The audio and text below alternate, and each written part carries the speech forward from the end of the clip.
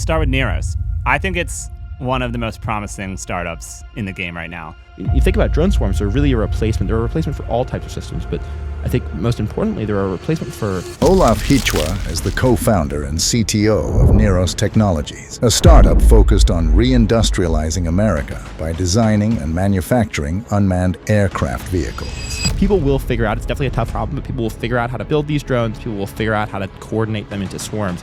Will they figure out how to bring them to the front line? What are we actually doing against the Chinese swarms, like in a real war? There's no defense product in the States that comes out every second, and that's really important. It's actually scary. Just because the drone is small does not mean you shouldn't be scared of them. The drone wars have begun.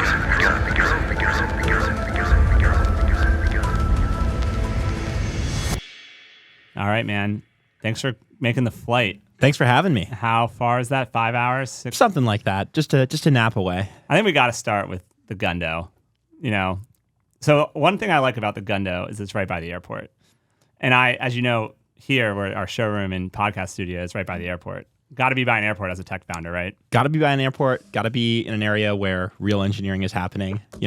My first job was in the DC area, building real systems, building real hardware. Wait, real engineering's happening everywhere, dude. Come on, it's global world. Yeah, I mean, if you consider dating apps real engineering, then maybe the Bay is doing real engineering, but... All right. Yeah, that's true. I mean, so okay, one thing I saw in the Gunda was you might know this company. It's like they're like filleting fish more efficiently. Heck yeah. What is that one? Do you know that one? No, you don't know the name of it. It's a Cantos company. It's a Cantos company, which is really exciting. Yeah. And my friend Xander is an investor. He's he's Xander Altman. I don't know if you know that guy. He's an investor out in Southern California, but he was telling me about it, and he was like trying to get me a tour of it because he wanted me to come down to the Gundo, and I just couldn't get the schedules working with the founders. But I want to see that. It's like a robot. Yeah, it's super cool. Yeah. It's what's it called? EKGME or whatever. You kill the fish very, very quickly after harvesting it. That way it doesn't stress in the boat. Because apparently stress hormones don't taste too good and like burns all the energy in the fish while it's struggling. So clean execution of the fish, automated. It's sweet. Healthier, tastier, fresher.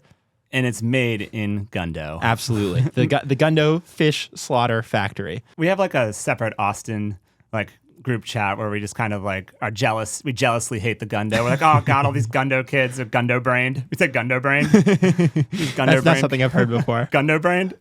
Yeah, I mean, I'll potentially consider other cities if for a second HQ, if you can walk down the street and see like 5 hard tech companies in a mile. But I don't think there's any place in the world outside of Shenzhen, China, that you can do that. Yeah. Well, Shenzhen's the world's factory, bro. You're not going to be competing with Shenzhen, exactly. But also historically the world's factory, but now also the world's engineering headquarters. Serious engineering happens in Shenzhen. I mean, they're building drone swarms a lot faster than we are in Shenzhen. I know. Let's start with Neros. I think it's one of the most promising startups in the game right now. So give me the little elevator pitch, bro. Hell yeah. So, I appreciate that. We're building unmanned superiority at scale in America. So we see this massive problem, like most of the defense tech startups in recent day, where the U.S. has just offshored our industrials and we're unable to make stuff anymore. Our systems are far too expensive, they're far too ineffective, and that's been very clearly highlighted in the recent world theater and events like the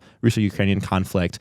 Our systems are just not competitive. So Neros is tackling that problem head first. We are going straight to the source of the problem, which is the lack of manufacturing here in the States.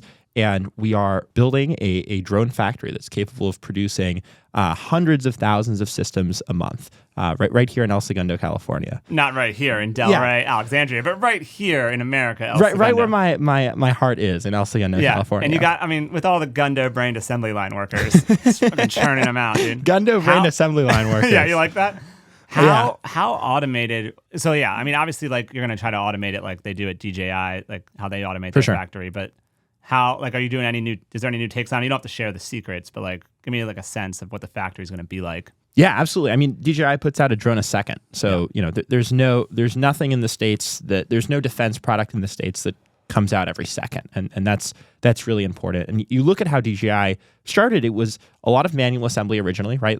Labor was a lot cheaper in Shenzhen than it is now when DJI was starting. And now they've just gone up the stack after they've had a product, after they've polished their product. They followed the algorithm, right? The last step of the algorithm is automation, Elon's algorithm. And their factories are extremely automated. Drones fly from one station to the other on their own during the assembly process. It's pretty wild. That's amazing. And we're already starting to see. Yeah, it's terrifying. I mean, when the drones are flying themselves through the production line, and we're already starting to see the benefits of automation. I think the states we still do have a pretty good advantage in the automation space. A lot of the factories in China are still sweatshops. I have seen these factories firsthand, and a lot of them have a real lack of automation. Some of them are very, very advanced, but I look forward to, kind of taking that advantage that we've been given being an American company and really doubling down on automation. Some of the areas that we've benefited from automation are in the testing phase. Huge part of manufacturing, maybe the unnoticed part, but possibly the most important part of manufacturing is accurate inline testing. Test early, test often. And especially in recent batches of our drones, we've been pushing having tests along the line in many different places, automated tests run by computers that just give a technician, big green or big red light. Is this system working as expected? And, eventually we'll get into 6 degree of freedom arms, robotic arms, that whole level of automation, but I think that needs to come later. Now this is something that I am really curious to your take on, because I see a lot of startups they're trying to just do like a general purpose factory for companies like ours, but yet I have my own factory, you're doing your own factory. Like what's actually going on there? Like, what do you see those businesses helping out? Are they just doing subcomponents for some people sometimes, or how do you see those businesses playing out? Yeah, I mean, well, there's Hadrian comes to mind. My good friend Phil from Dirac was going to do an automated factory that produces products for other companies. He ended up pivoting to a software product that automates work instructions. So I think that definitely a lot of companies are going to want to vertically integrate their production. Production is, at the end of the day, it's crucial to your product. It's the last thing that touches your product. I would say production is the product. Production, exactly. We build factories. That's what we build as modern industrialists. We build factories. There's some outputs. Actually, one of the things I liked when you showed Luke, my co-founder, you know him, but for the listeners, when you showed us like some of your early designs of like the PCB, it sounds like a very elegant design. Like it's not many parts, I don't think, right? Super few parts. Yeah. I think for the listeners, one thing to note, because I don't know if a lot of people know this, but when we talk about drone swarms that Neros is building, we're talking about like actual swarms, like thousands of them, right? And serious numbers. Very small quadcopters, like maybe the size of two of my hands or something. Yeah, on that order of magnitude. Yeah, so like we're not talking about something like the size of like a Roadrunner or I don't know, like a even DJI Mavic's probably too big, right? Yeah, well, I mean, it's a little smaller than a Mavic. Okay, so it's like a Group 1 drone, as they say, with the industry jargon. And I have to, Group 1, for my mom when she's listening. That's a small drone, Mom. Yeah. Under 55 pounds. Yeah, small drone, and then small payload too. Small explosive payload. Yeah, I mean, well, small in the explosives are very dense, but large in impact. One of these Group 1 drones can take out state-of-the-art tanks, can take out tanks that have been designed with very advanced armor, can be taken out by one of these Group 1 drones that will be in swarms of thousands or tens of thousands shortly. So just because the drone is small does not mean you shouldn't be scared of them. Okay, Jack, while we're talking a little, pull up the Chinese, the one we pulled up in the last episode too, just the Chinese swarm, like the totally not military. The totally not military. Just for fun. Just for fun. Firework competitor. Yeah. This is going to make a perennial appearance on the podcast, and every episode, basically. The Chinese drone industry is not building defense products. These are clearly not defense products. Yeah. I mean, look at the Eye of Sauron here. That's what I called him. I mean, just look. Okay, so this is 8,100 small drones. And it looks like it's more, but obviously the lights and the effect and they're moving. But are you gonna put this in the battlefield like that and scare the shit out of soldiers, or what's the deal? Yeah, I mean, well, we probably won't have any lights on our system, right? Surprise is one of the key things in these drone systems. I don't know. What about the psychological element? Yeah, we could put very loud, do the World War III, what the Germans did on the dive bombing planes. Yeah. The element of surprise is definitely something that we take very seriously, and we've engineered around a lot. You see videos coming out of Ukraine of individual drones sneaking up on infantry, on enemy infantry, and being able to take out individual dismounted soldiers. and no one knows they're coming until it's too So late. I think that the element of surprise is big, but like if you were sending 10,000 small drones with payloads on them at them, it's almost like an overwhelming barrage. Like that. It's surprised you could send a couple of Neros drones, like small ones, and be really stealthy and get in there and blow something up. That might be one of your product attacks, like Sure. missions. But what about? I'm thinking about like the significant overmatch of a giant swarm of locusts, effectively just coming out. Yeah, I mean, and it's kind of like the calm before the storm is really real there, right? Like you hear nothing, everything seems normal. These drones are very quiet. They're flying extremely low. It could be feet above the ground until they're there, and then basically they all appear, and you hear this like overwhelming buzzing. And at that point, there's no hiding. Basically, we have stealth until the point of no return, at which case there's no need. This is a great world for my 2-year-old to grow up in. It's really well, yeah. really It's pretty scary that our competitors have it Look already. at that heart. It's all good. It's for love. Exactly. It's love. Yes, this is love. I mean, the Chinese are just great businessmen. They're just trying to sell some love.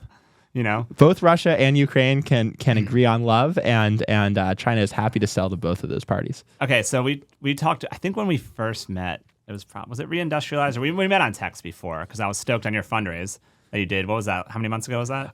That was we March? Closed that in December of last year. Okay. 2023. Yeah. Okay, and we talked originally about like, and I think you probably still believe this, and I'm aligned pretty much too, which is like if the enemy has a huge drone swarm like that. Not for love, but actually for attacking.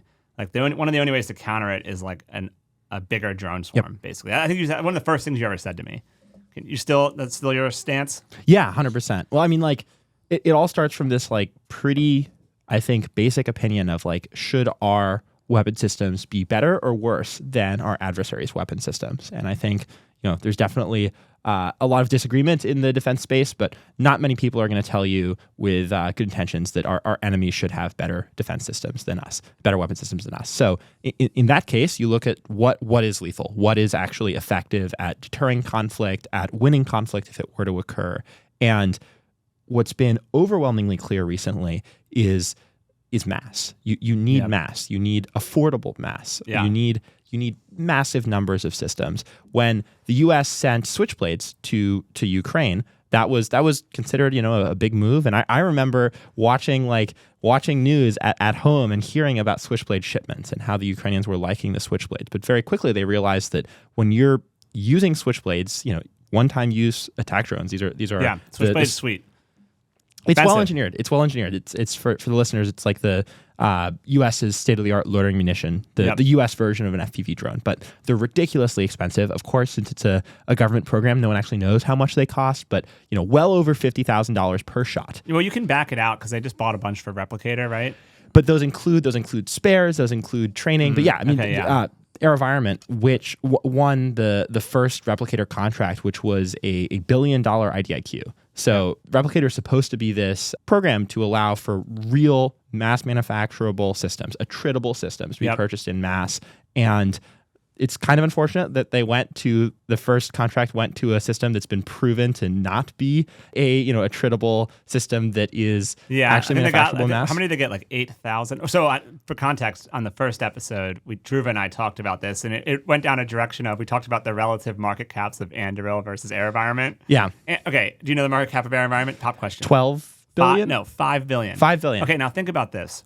5 billion. And it's the primary loitering munition we're buying right now. I think this is not financial advice, but there's probably some upside there if we're going to be buying more and more of them. Unless maybe the market sees Neros coming in the heels and they'll be buying less of those in the future. Yeah, I mean, we'll see. It's definitely, hopefully, a decision that comes down to like just A to B technical comparison. Like, would you rather the Switchblade 600, which was is the larger system designed for anti-tank that was actually won the first tranche of Replicator? That's like an over $100,000 system is where the current estimates are. So would you rather a $100,000 anti-tank system that's been proven to be easily jammed and not preferred by the people that are actually fighting modern wars like the Ukrainians, or would you rather a $1,000 system that can actually work in massive swarms, that is manufacturable in mass here in the U.S. and has the same kinetic effect, carries the same payload size? One of the things, to steel man the Switchblade for a moment, one of the things, I think the form factor of deploying it, right? Like it's kind of out of a tube. Yep. and they shoot it like a rocket. I mean, But you can defense is carry all it. about logistics, right? It's about logistics. So like, that's nice. But it's very like, there's not a lot of them. It's like, it's not a swarm. So like, how do you see deploying, 8,100 love drones toward the end? Like, what's the logistics behind it? Yeah, totally. And that's actually I think the most important question. I mean, people will figure out, it's definitely a tough problem, but people will figure out how to build these drones. People will figure out how to coordinate them into swarms. Will they figure out how to bring them to the front line? That's the key question. You look at systems like the Shahed, the Iranian Shahed that's now manufactured in Russia, and a big part of them is that they're launched out of the back of a truck. You just drive a truck, and then the back of the truck comes up, and then they get rocket launched. Catapult launched, right? Exactly. Yeah. So that's part of the reason they're so lethal. You just drive to wherever, and then very, very long range from wherever you launch. So you just roll in a trailer, drop the back of the trailer, and the swarms just come out, right? Yeah. So that's currently done for the Shahed. One of the things we're looking at is aerial deployments. It would be really sweet to have drones flying over a certain area. Low cost drones flying at very high altitude. Drop them out. You could drop them out, and you get the the energy of having the system already very high up. That's an interesting approach. One of the design criteria we started from day one when Soren and I were in his parents' basement just last year building these systems that we were going to carry in our suitcases to Ukraine. We read that, hey, logistics is a very important part of defense. So one of the design criteria was how do these come together in the box? So we actually made them stackable, so they click into each other, so you can get a stack. And I have that is awesome. One of my very early pictures of Neros is like the first 10 drones we built, and I'm just holding the stack. That's awesome. So that could be one of the ways you do it. Basically. That's one of the ways. And of course, like defense logistics are more complicated than just making these systems stack together. Yeah. But thinking about, like, do these meet the certifications to be dropped out of a C-130? I don't think a C-130 is going to be the platform that is used. But something like that. But something like that. Yeah. It's going to be an autonomous system. But are they capable of meeting the standards for something like that? Are they capable of, after being dropped, separating in flight, reorienting and stabilizing it and readjusting? Are they capable of being in a low power mode so the battery doesn't drain while they're waiting deployment? And you think about drone swarms, they're really a replacement. They're a replacement for all types of systems, but I think most importantly, they're a replacement for artillery potentially. I think that they have similar range to artillery. They're similar cost to artillery per round. To do that, they need to be able to be stockpiled for very long periods of time. We need to have warehouses of millions of these systems just waiting for use. One of my goals of launching this podcast, it's called Drone Wars, so it's aptly named, is I'm trying to convey to the listeners that the swarms are the problem and that they already exist. And they're not actually on the battlefield yet, like really, like in the way that the Chinese drone show is. But the technology that the enemy it exists now. Yep. And I don't necessarily think there's a sense of urgency around it, like a real urgency. Buying a couple thousand switchblades, that's really cool, but like, what are we actually doing against the Chinese swarms, like in a real war? Yeah. And so that's my goal. And honestly, you had to be one of the first episodes, because in the US, when I look around, maybe there's some projects at the primes at Lockheed, or I don't know, one of the primes, maybe there's some secret projects going on that I don't know about. But when I've looked, and I look a lot because I don't really do much other than like look at defense stuff and think about the products and the marketing, I'm not really seeing a lot of swarms. Neros, like what else is there? I mean, you talk about some competitor. I mean, pretend I'm a VC. Like, what else is there? What are you seeing? Well, I think one of the reasons we get along so well is we both understand the existential threat that enemy drone swarms face. You don't want your 2-year-old to grow up. Yeah, it's with crazy. Chinese. It's actually fucking scary. And we're taking two different approaches to solving the same problem, I think, right? You're doing an anti-drone swarm system, and we're doing a drone swarm that can hopefully prevent the use of enemy drone swarms via deterrence. We're going to throw down for the listeners, so my company, Allen Control Systems, we make gun turrets that shoot down swarms. And, I don't know about 8,100. We might need a lot of gun turrets, but bullets are cheap. We're going to have an epic battle, probably a quarterly battle soon. I've been the one that's slow. I think you guys are probably ready to go on the testing. Like we'll see. We'll see. Who's bluffing harder. But I mean, you've seen our videos. Let's test tomorrow. Yeah, you've seen our videos. Like we're shooting drones. They're not moving that fast yet, but we're working on them moving pretty quickly soon. And then as far as acceleration goes, that's kind of the next step too, because obviously your swarms are going to be accelerating all over the place because that's the game. And the game is really, can you hit accelerating drones. And I think that we're both playing that game. But I'm just trying to see like who else is playing that game. Like I see these small quantity purchases in the government, and it's not really what I think the war of the future is. I don't think you necessarily think that either. And I think it's kind of a huge issue, a really big issue. I'm actually, as an investor, looking to find other stuff that is like helping this problem, because I think this is the problem. Yeah. And I don't know if everyone's really grasped it yet, because it actually hasn't necessarily hit the battlefield yet.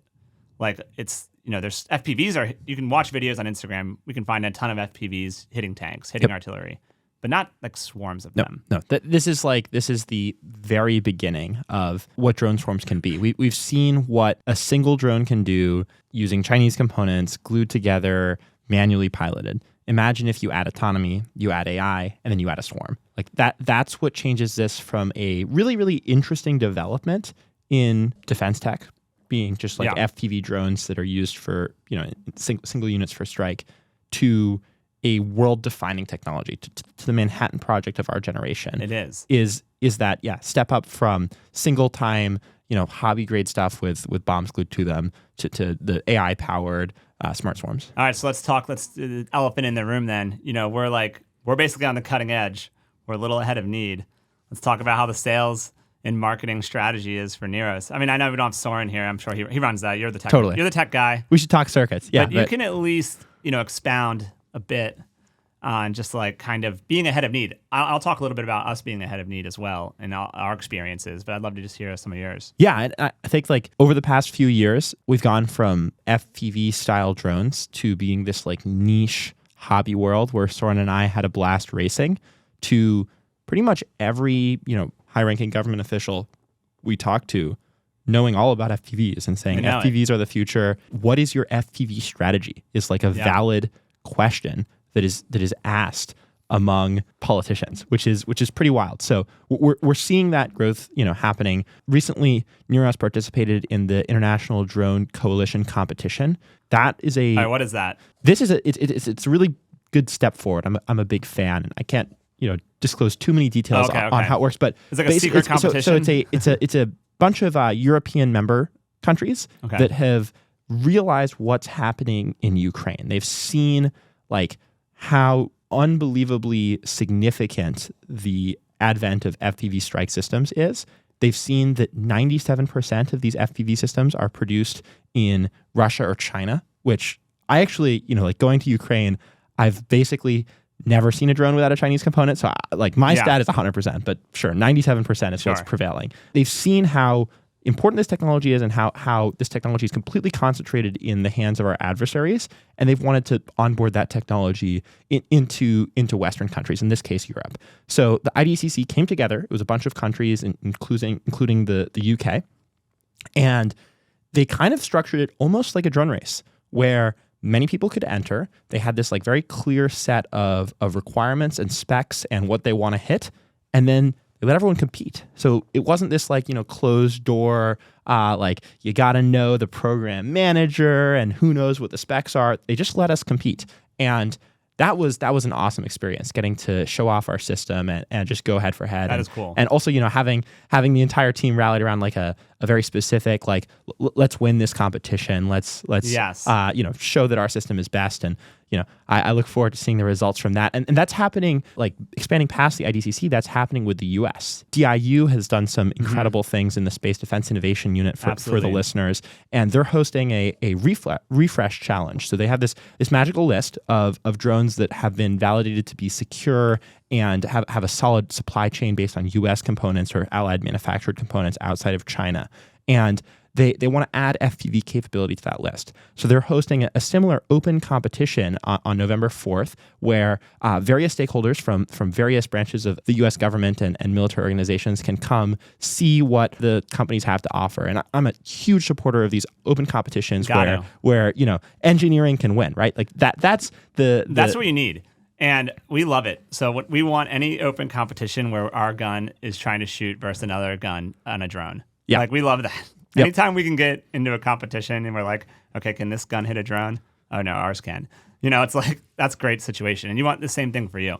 Like, I agree. And the other thing I wanted to add though is just like, okay, so DIU's doing that. I'm sure companies are going to come with their drones. Yeah.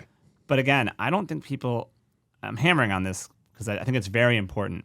I'm talking about swarms. A lot of these people come with drones that are like not ready to be a swarm. They're like too expensive and big. So are you differentiating there? Like you're coming with like these very small FPVs that are super fast and lightweight, and you're like, yeah, also think about 1 million of these. Yeah. Not 1,000. I'm talking millions of these. I guess to answer that question, you have to break down like what is the tech that goes into the swarm. So there's the like airspace deconfliction, the software that goes on into coordinating where each drone goes. There's your software that goes into positioning each drone, knowing your location versus other drones.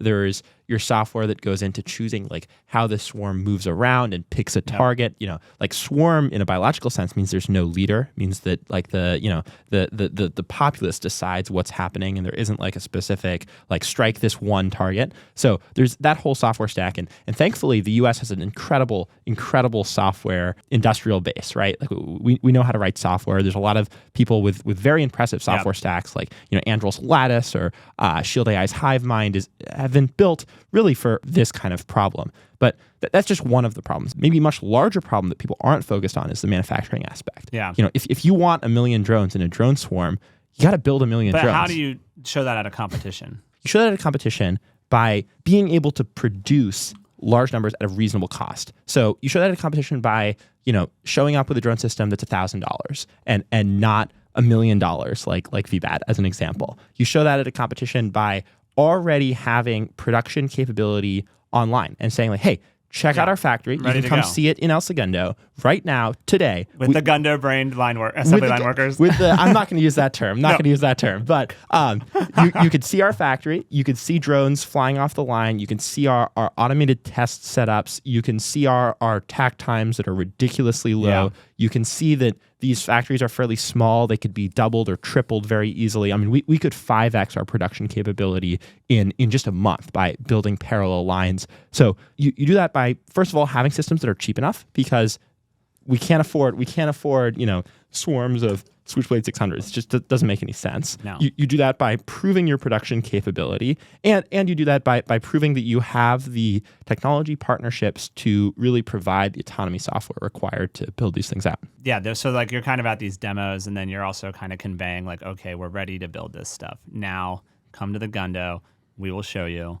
Yeah. Let's go. And I mean, we do factory tours with government partners all the time. I had a government partner at our factory yesterday, and I walked him through every single step. I mean, they want to see you build a drone. And I literally stand there with a technician, and I actually do some of the steps. Like I start screwing together these drones, and I'm like, this is what real manufacturing looks like. This is, check out our tack times, check out how fast these drones are coming off the line, check how many of them fly well in our end of line tests. And government partners want to see that firsthand. Yeah. Yeah, it's really interesting. And actually, this is a detour into startup world, but the word partner, I hate. Do you know why? No. It's like, because customers buy products, partners build with you, and like obviously the word partner is what works because they want to feel like they're a partner, not a customer of your product. In restaurant tech, my last company, restaurants wanted to like, let's partner. And, we would use that as a part of a sales tactic, but really they're just buying our product. They're a customer of ours. But I think it's really funny that everyone uses the word partner. And I know you do it because it's like a technique. Yeah. Obviously. I'm calling you out. They're obviously a customer.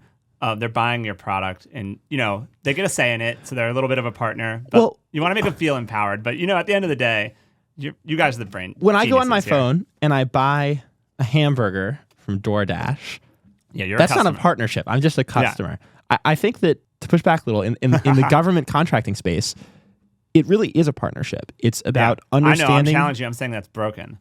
Because like DJI, they built DJIs, and then everyone was a customer around the world. And then the government came. Who was their partner? The Chinese Communist Party from day one was their partner by providing investment. That is true, by providing investment. And guidance on like, this is how you put an eye in the sky. No, from what I've read, enemies' critical infrastructure. From what I've read of Frank, the founder, that's his American name, Frank. He seemed pretty bullheaded. I don't know. He was probably building what he kind of wanted to build in the early days. In the early days, sure. And he tried for a long time before I think the Communist Party realized his potential in building potentially the most successful cyber threat of any modern company. But I definitely think there was a partnership in the Chinese Communist Party realizing what strategic advantage having a camera in the sky pointing at all your enemy's critical infrastructure. Yeah, no, I definitely agree. Like in defense contracting, it actually, I'm just trying to make it interesting for the listeners. It actually is a partnership. Some part of me thinks that there should be a little bit less of that and a little bit more customer relationship. I think that would be a little healthier because I do think the partnerships end up, that's how you get 50 years of laser development for Navy, and there's still no lasers on ships because, that kind of situation. That kind of speaks to Anduril's original playbook, right? It was. They were trying to make products and sell products to the customer. Yep. But as you could see, that quickly deteriorated because they do a lot of partnerships. Like they co-developed, Roadrunner with SOCOM. Right. That was a partnership. And, instead of like, hey, we built this thing, will you buy it now? That's just the reality of the world. It's not really much else to say, but it's pretty much like that's just how it is. Yeah, and I mean, like, I can definitely get behind the customer first, try and just make products that are off the shelf that could be sold as someone who's a big believer in high volume manufacturing, in, low cost systems. Having too many different SKUs, having modified systems based on customer requirements is really tough, or partner requirements. This is what happens. Like, I have Bullfrog, and now we're doing different variants for each partner. It's variant, whatever the variant names are going to be. I haven't come up with them yet. But, and that's good because they all have different missions. We're learning their missions. We're partnering. Yep. It's not like people are just coming to, like, the Walmart and being like, hey, give me 1,000 Bullfrogs straight up. It's just, that's the nature of the business. But I think in my ideal world, which will never happen, I wish they would just come to the Neros store and be like, give me 1 million of these right now. I actually think that will happen. Nice. Once I want it to happen. Once the tech is developed, I think like the common ground here is like partnerships make sense when you're trying to figure out, like, the Manhattan Project was a partnership. It wasn't just, physicists going in their corner and saying like, hey, would you like to buy my nuke? It's $9.99. It was a partnership, and partnerships make sense for development. Buy my nuke. $9.99. Yeah. $1 million. Yeah. But yeah, so partnerships are good for development. If you want serious, like, a customer buys 1 million systems, or like 1 million systems get purchased by a bunch of different government customers, you don't need partnerships. You need off-the-shelf systems that are just ready for purchase. And our goal is to take these partnerships, listen to all these different needs across the government and provide that common system. We put a lot of effort into, like, if we weren't careful, we'd have 100 SKUs. Yep. So our effort is like, okay, our 10 different government partners want this system. Let's make a product that meets most of the needs of all the partners, and then get customers on that product. Yep. That's the game. It's really a classic product management problem if you think about it. You're talking to different stakeholders with different needs. Yep. You're trying to prioritize and do the ones that matter. Yep. How do you do that how old are you? 22. Damn, you're young. And amazing, by the way. We need that. We need the fucking young energy built in the swarms. I feel like that's where it's going to come from.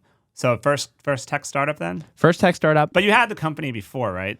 You were doing like some other company with Soren, or was he just doing it? I've been building drones since I was 12. So I've been doing drones for a long time, and I had a company selling drone parts. Actually, very similar drone parts to the parts that power Archer, our drone system so always right now. Very entrepreneurial. Yeah. When I figured out that I could design circuits, sell those circuits to buy food, and then feed myself to design more circuits, from there it was that was it. That's all you need. How'd you meet your co-founder again? You met him racing? Or? We met at a drone race, yeah. Okay. 7 years ago now. We were at Multi-GP International Open in a tent. We were 2 kids that were just unbelievably obsessed with drones with Norwegian names, and all is history from there. That's awesome. When was the moment you were like, okay, drone part selling is cool, but like we're going to go at this bigger vision? What roughly when was that? Yeah, so I wasn't happy with college. I felt like it was really way too structured and not catching up with modern engineering. Like, we were using, pencil and paper for everything. We weren't leveraging modern design tools or any of the systems that really make modern engineering fast. But I wasn't happy with that and moved out to Silicon Valley to join a early stage startup in a different space. But not the Gundo. Not the Gundo. Bay Area. Palo Alto, California. Okay. To join a bunch of, Stanford startup people, the classic story. Classic. And I had a blast. I was like, holy shit, I can just watch YouTube and learn so much faster than what you would, do by sitting through. And you could build. And I could build. And I could trial and error, and fell in love with that. What was that? What space was that in? The wearable space. Okay. We made a wearable device that guessed Was the any position. one of the Stanford kids a physics major? Yes. Yeah. Oh, nice. Okay. You haven't heard my trope. I'll talk shit. Stanford physics majors. That's as an investor, I don't invest in that. Interesting. Interesting. Yeah. They have a really high ceiling, actually. Obviously, Elon was a physics major. But in general, I usually like to go with the hard engineering. Like when you're a double E. Like biomed? No, just like I like to invest like an electrical engineer or like a chemical engineer, something that's like a real engineer. Because the physics majors, what I've found is that they're always trying to, they think they can derive the world from first principles. So they're like, I will do everything from the first principles. And I'm just like, no, bro, this is already built. Like, that's just, No, I'm a fan of first principles engineering, but that's a whole other conversation. Well, it's a loaded word. Like, I'm talking about like they start from deriving the universe for everything they do. Sometimes you just have to plug it into the simulator, and then the simulator tells you. Well, let me ask you, where's the wearable company now? Working on it. My point stands. I win here. Get out of here. I'm going to get so much shit for shitting on physics majors. That's fine. That's how you got to do it because the podcast, you got to have some controversy. Yeah, of course. That's the game. Well, anyway, so literally just showed up at my work where I was happily working and was like, I have this idea. We should build drones for defense applications and we should fly to Ukraine to deploy them.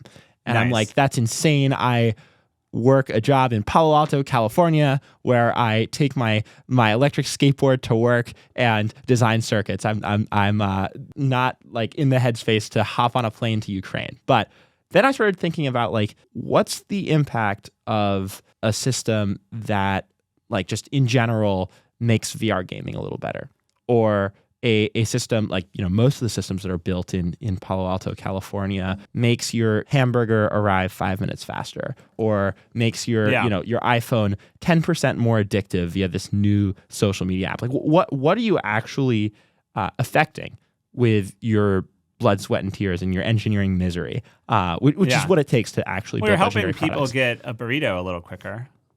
That's good. It's People got to eat. As a DoorDash, since DoorDash bought my company, shout out to DoorDash. I love them. But yeah, obviously I get it. Well, I think that's why. I mean, it's cool. I did it too. I worked really hard on that project, but I think we're both realizing that there is an even bigger, higher priority item, which is ensuring Western democracy prevails. Yes. And that is what actually, 100%. Look back on our deathbeds. We're going to think like, holy shit, we stopped Putin from running the world. That's going to make us feel better than someone got a burrito faster. Getting a burrito faster is cool. I'll give it to you. I mean, actually, that stuff helps feed our teams as we build the future, basically. You're vertically integrated. So then you moved, and then when did you move to LA, like Southern California? So we basically came up with this idea, went to my Soren's parents' basement, built those drones I talked about, headed out to Kyiv. We messaged someone on Twitter, and they agreed to basically show us around Ukraine and pick us up. Beginnings. Yeah, pick us up in Chicago. Felt way less safe than Kyiv, but that's a whole other story. Pick us up in Chicago in exchange for some drones. So we gave him some drones. He didn't agree to take us back to the States. We figured we'd cross that bridge when we get there. So we did like the whole tour of the Ukrainian drone, FPV drone ecosystem. Yeah. And back then when we went, the drones were a lot less advanced than they were today. And our drone racing knowledge was enough to get people really excited. I mean, every time one of these new military units flew our drone, they were like, holy cow, this is the best drone we've ever flown. And they introduced us to their friends. And eventually we found ourselves in, Deputy Prime Minister Mikhailo Fedorov's office. I never thought I'd be in I was just a hardware designer, first employee at a hardware startup working on stuff for probably a gaming product. Now I'm sitting across from a world leader, and he's telling me that these FPV drones are the most valuable weapon system Ukraine has. On his desk, you've got this like long desk with a bunch of chairs. What you'd imagine in a politician's office. On one end, there's a bobblehead of Joe Biden and an FPV drone. Those are the two priorities. Ukraine depends on its Western partnerships, and it depends on FPV drones. What was the guy's name? Mikhailo Fedorov. Can you pull I want to see a picture of this guy. He's an awesome guy. Awesome guy. He did the negotiations with Elon over Starlink. He's a legend. Okay. And the renegotiation too, probably? Many renegotiations, many text messages. Dude, he's a legend. This guy looks like he's ready for battle. United 24. He's basically running a startup inside of the Ukrainian government. He's pushing the digitalization, if that's the right word. This guy's jacked. Of the Ukrainian government. So he has like an app that allows you to do all sorts of government services. He's a legend, and a big push against corruption too. Plan to digitize Ukraine. He's a legend. Yeah, dude, look at those forearms. Dude, he choked me out. Steve just wants to talk about the muscles. Yeah, dude. Of course. Okay, so that's awesome. Okay, anyway, so then then you went and then you decided. I'm just gonna guess like that was like the kind of product market fit moment. Yep. You're like, this is it right here. Yeah. So Mikhail Fedorov was like, we start at 5,000 units a month. That's our floor. We're not interested in buying fewer than that. And if your system is outperforming other systems, we'll go way above that. Yep. And so we're like, holy shit. We have just pretty early seen the beginning of the Manhattan Project of our generation. Yeah. This is the system that is outpacing the Switchblade. It's a direct competitor. 100%. It's outpacing anything the West can make. So we come back to the States. We hire our first employee, Gleb, who's a genius. I'm honored to work alongside Gleb, AI guy from Stanford, and he's gonna, he's helping us with our automated target recognition, that whole stack. And hired our head of business development, Earl G. Matthews, who was former general counsel of the U.S. Army. So are in with not Earl Matthews, Earl G. Matthews. Earl G. Matthews. There's another Earl Matthews, General Earl Matthews, not to be confused with Earl G. Matthews. Colonel Earl G. Matthews. Saying Earl G. Matthews sounds more badass. Oh anyway. Yeah, much more badass. So started to build out the team. Had our pitch with Sequoia, and had them lead our seed round. With participation from Peter Thiel and a bunch of other awesome investors. Of course, Cantos, our initial first backers. Yep. And, So talk about that a little bit. And this goes back to what I was saying earlier about the competitions and the funding. We've both decided to go the venture route. And I'm going to, instead of making fun of investors, I'm going to throw them a bone here because I think it's actually really critical. This investment dollar, these early investment dollars really matter because it's how you accelerate all of this initial work, right? And typically, if the government was capital allocating to startups, maybe that money could come from the partners, but it's actually coming from the VC community now. Talk about just how that transformation. VCs are by definition very good at predicting technologies really early. Yeah. When we first came back from Ukraine, government partners didn't want to talk about FPVs. They didn't really know what FPVs were. Maybe they knew what a drone swarm was, but I bet you they still thought the drone swarm was going to be a bunch of MQ-9 Reapers flying together. So, honestly, some of them still think that. Yes, it's true. But our government partners were not ready to partner with us, basically. Yeah. And so, similar. Like we went the VC route, and it's so you can start building ahead of need, as we talk about. Our chief strategy officer, Bryce from SOCOM, he taught me that phrase, ahead of need.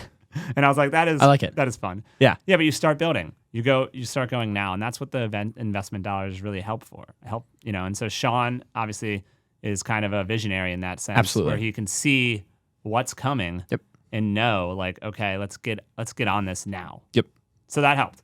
So that initial funding kind of helped you accelerate some of the early designs, right? Yeah, it allowed us to get serious in terms of like, I personally with Soren built and test flew every single drone going to Ukraine. Yeah. That couldn't continue. It helped us. And that also was that like was a deal breaker. Things that don't scale, Yeah. The YC motto. Of course. And it helped us get to the point where we can build a product that isn't full of hot glue and zip ties and is actually presentable to get government partnerships, because government isn't going to like turn your hobby project into a program of record. No. The government is going to turn your like $1 million, very, very cheap, like bootstrapped, but still seriously engineered system into a program of record via partnerships. And so our seed round enabled us to build a factory. Really, the seed round is around the nearest factory in El Segundo. Yep. And build a production line, bring on some incredible talent from, like, for example, Sean Wood from SpaceX. Yep. Incredible manufacturing guy, to get serious about producing these things at a scale where the government is now interested. Yeah, and then that allows you to get to the next stage of the video game, so to speak, because similar with us, you build out the team, get the product pretty well situated, get the factory up, and get those early partners to start buying. Yep. And then it's go time. Yep. And then we can get the drone shows finally in the U.S. The Neros drone exactly. shows. Exactly.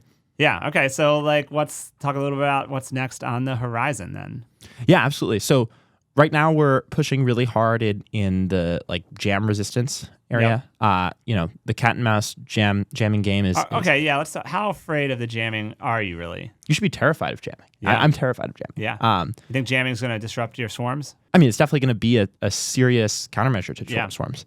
I think that. Well, if you're not what if they're not communicating? Yeah, so you have the like AI powered swarm where you send it out and basically say like kill any tank that's in this certain area. That's one way to work on. I'm sure your Certainly. team, your smart guys are working on stuff like that. Our first employee is CV expert, so that's part of the strategy. I mean, that's where I I think it's heading. I think the jamming is going to be very difficult. It's going to be very difficult to jam these, I think, in the future. You need some communication. You need drone to drone communication.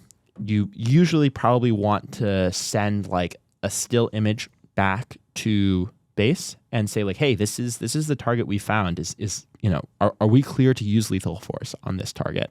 So building a really strong ecosystem of electronics products, including radios, that enable us to communicate in these like contested EMI environments is core to our vision. Why don't you just have one of the drones, the brain drone, just be like on a 3-mile fiber optic cable? Yeah, fiber cables are super cool. It could be doing that, right? The drone with the comms just does that. Yeah, we're investigating. Investigating. I think I'll leave it at that. Yeah, of course. Don't share too much of the product roadmap. Obviously, this is the most widely talked about drone podcast in the world. Of course, we don't want to be giving away too much to the enemy, obviously. But I think that the Russians are listening. I mean, I've got to start putting security on my Wi-Fi in my house. I think you need a bullfrog at your house, dude. A couple.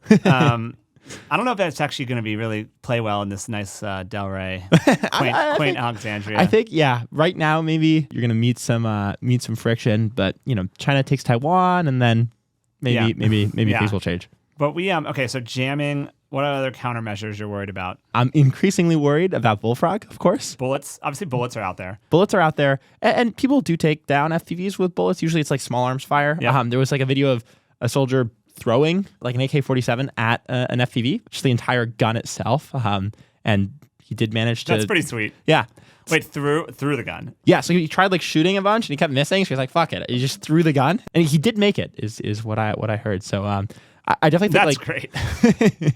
I definitely think that kinetic countermeasures are serious. I mean, you could do the anti-sniper mode is what we call it, where the it just like oscillates very aggressively. It's very hard to track. But I very much look forward to our war games where we get to hone our systems, and get these to war games are gonna be sweet. We're gonna get a ton of watchers, visitors down to these. This is gonna be hype. Oh yeah, and we need like a big target in the center. Like there needs to be this like jackpot. I mean, can we get Sean to pay for that though? Come on, I've invested in the podcast studio. We'll see what we can do. Sean has to pay for the high value target. Tell him. We'll see what we can do. Just like do like a SPV into your next round, and that's earmarked for the high value target for the drone war games.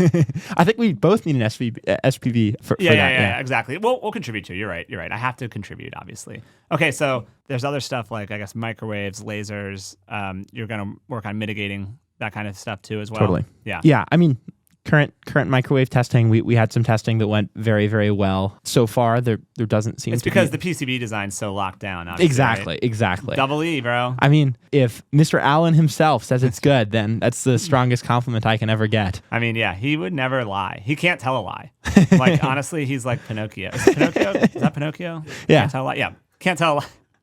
Honest to a fault, really. Sometimes too honest. I'm like, bro, Good engineer. Yes. Good engineer. Yeah. So those are the countermeasures, and then obviously other swarms, right? Yeah. So I mean, I think that's my bet on what is the future of counter UAS, the UAS going to look like. It's going to be a larger drone swarm. You're going to have future borders are not going to be lined with missile systems as much as they're going to be lined with boxes full of drones that extend up and then create essentially a shield of drones that line borders. And anything that tries to cross that border, whether that be, enemy infantry, obviously that's extremely easy to take out, but also counter drone swarms. Drone swarms are tough to take out because it's a pretty difficult optics problem to actually track, these small targets. That optics problem gets a lot easier when you have just very, very strong coverage. For every enemy incoming drone swarm, you've got 10 friendlies tracking. And you could basically just create this wall. And what's great is since you can build up defenses on your borders. You Yeah. can make these stations that recharge the drones, that repair the drones. So do you see like a wall goes out, it stays up for a couple hours, and then comes back, charges, and another wall goes up? Is that your kind of... Well, it's really just on the individual drone level. You can have like one drone up just while come one back. drone's charging, and so you could keep the wall deployed as if you're under. Well, the wall sounds incredibly sinister. I mean, it's fucking terrifying. I mean, I would love it if my country's borders had a wall of drones that prevented invaders. I think that's not a bad place to live in. But what was the wall of turrets the French put up in World War? Was it World War I or II? They went around. No, II.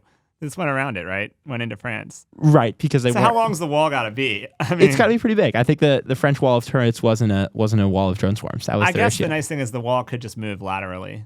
The So, wall can move yeah. laterally. It's really important to remember that like home field advantage, that defense. Normally, the offense has the advantage, but in terms of these drone swarms defending borders, you've got a pretty solid home field advantage. Being you make these like automated recharge boxes. You can put up a lot of infrastructure to help tracking of enemy targets coming in. So I think that drone swarms can actually be a really, really solid defensive technology. But it's again up to high volume manufacturing. that makes sense. It's going to be like a 10-to-1 ratio. You need to have 10 drones per enemy drone. Well, I'm excited for the next fundraise. Then I'm in on it, right? Like I get a carve out.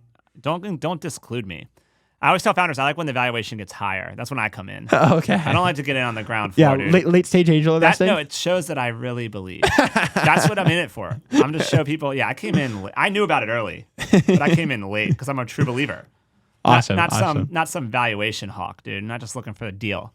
So yeah, okay. Let's wrap with a little bit about the parameters of our war game. Okay. Yeah. Okay, so Some what are ad we hoc doing? wargaming. Why don't we talk? So for the listeners, it's our autonomous guns versus Neros drone swarms. Okay, so what do we think the first fight will look like? Like, what are you envisioning? Let's talk about it, and then that could be a good way to end. Yeah. Well, I definitely think we need a clear target. Neros is trying to hit a target. Okay, so what are we doing? Like a Cybertruck or A Cybertruck would be Cybertruck's fun. pretty lit. Yeah. Cybertruck would be pretty lit. Do a little like maybe we invite Whistling Diesel out there to outdo his Cybertruck demolition. And of course, you've got a bullfrog in the bed of the Cybertruck, maybe. We could do that, or we could surround it on like each side. Are we doing okay? Are we coming right at it from one direction, or are you coming from any direction? I feel like any direction is. Yeah. Our range in Austin can do that. We can support any direction. So That's pretty crazy. I know. We had to pay 100. So we pay. Where do the people go? They're just like how far away? I mean, we have we'll be under like a bunker. Okay. We'll be down in a bunker, dude. Okay. We'll be in a protected area. Sounds good. Okay, so let's say we've got the truck that we're gonna hit. That's the high value target. Yep. We'll call it. Yep. We've got the bullfrogs protecting it. Yep. And we've got how many drones are we planning for the first one? Like, what's the? I think like three. Three drones? would be a Why not, reasonable. like, 30. Well, I mean, you're making it harder for yourself. Well, not yet. I'm going to trick you. So it depends on the payload. Like, Yeah. I think it really comes down to how many kilograms are we putting on each of your drones? Yeah. What do we think? Well, I'd say we start real high. Yeah, let us get a couple wins. We'll start with basically our munition system, a simulation of our munition system, I assume. Yeah, simulation. We're not going to actually blow. We don't need to detonate. I mean, we could. Well, We actually the range can do that. that would be really cool. So Blowing up a Cybertruck? as long as you have your clearance. Well, you're not going to blow it up. I'm going to fucking crush you, obviously. But like, wait. So yeah, we could put some actual explosives on Yeah, the drones. we can get that done. Okay. We've got some interesting developments that are going to be released soon in that space. Some and who really needs good the engineering. who needs the paperwork? Like, I don't think we need to get the paperwork for that. It'd be you guys. You're operating that. We have some experts that Okay, can you're help good to with. that. I'm going to just assume you guys have that handled. So we're going to put real explosives on some of these. Okay. That sounds good to me. And those are going to be, let's call it 4 kilograms. Okay, sounds good. So we're that's basically, we'll start at 4 kilograms. 4 kilograms, the way I look at it, is it could take out pretty much any tank, like including a T-90, including, we would never deploy one of these against an Abrams, but I'd be pretty confident it could take out an Abrams. Yeah, when you say take out an Abrams, you like hit the wheel well or hit a critical spot on it that like kind of disables it, right? Yeah, you at least get a mobility kill. Usually you'll get a cook-off where the actual, like the munitions inside will actually detonate. Okay, yeah, I believe that. Okay. All right, so 4 kilogram payload. We'll start with that.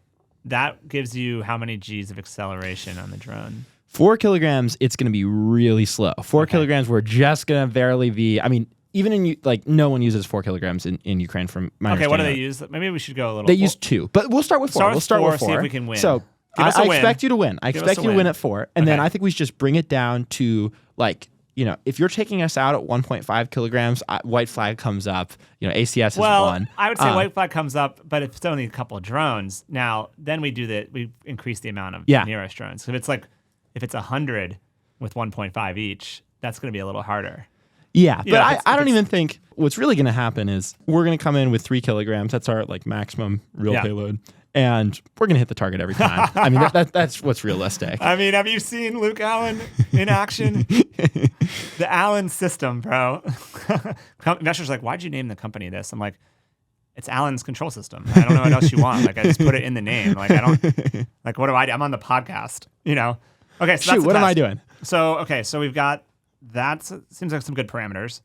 I know you mentioned the a DIU thing in November. So calendars are pretty tight. We have some like industry demos in October. We're still kind of getting ready for Nero. We think you guys are the main threat, so we're still working our ass off. It's an honor. So I think it's probably Anything to provide engineering stress for you. Yeah, doing my job well. You're stressing us. So I think Q1 is probably it. Q1 25. Q1 25. We can get a ton of audience. I think we'll really promote it. If we can get some government partners.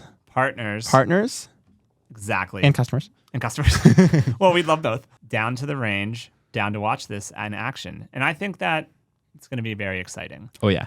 And I actually, in many ways, I hope you win. And here's why. My engineers need to lose a little. Oh, yeah. They need to feel it, Yeah. They need to be like, oh, shit, the drone swarms hit our target. Because what's that going to do? It's going to improve the product. Then you need to, send them the video of the Chinese love swarm. And then be like, yeah, so that was only 10 Neros drones. Imagine 80, 100. And I think what's the goal of this? The goal is for both of us to make our products even better. Certainly. And get us ready for, what is to come. As we said, it's going to be very scary. Yeah, I mean, it goes directly back to the very beginning of the podcast where, like our friendship started with us both realizing that drone swarms are the Manhattan Project of our generation. 100%. Our adversaries have them, we don't. Let's do something about it instead of sitting on our asses. If Neros loses this first one, great. Neros is going to get better. Exactly, because the Manhattan Project wasn't successful right away. Absolutely. They had a lot of roadmap to work on. They had. Yeah. So, yeah, I think that's a great place to wrap, dude. I'm really glad you came down. Thanks for making the time out. I know your parents and family live here, but you really came for me. Of course, obviously. Sent me a message. I booked a flight within 20 minutes, and I'm here the next day. That is some fucking Gunda energy. Heck yeah. That's you could just do Gunda things. energy. Augustus taught me this. You could can just do things. It's pretty simple. And hit it. All right, awesome, man. Good Thanks for stuff, coming man. down. Later.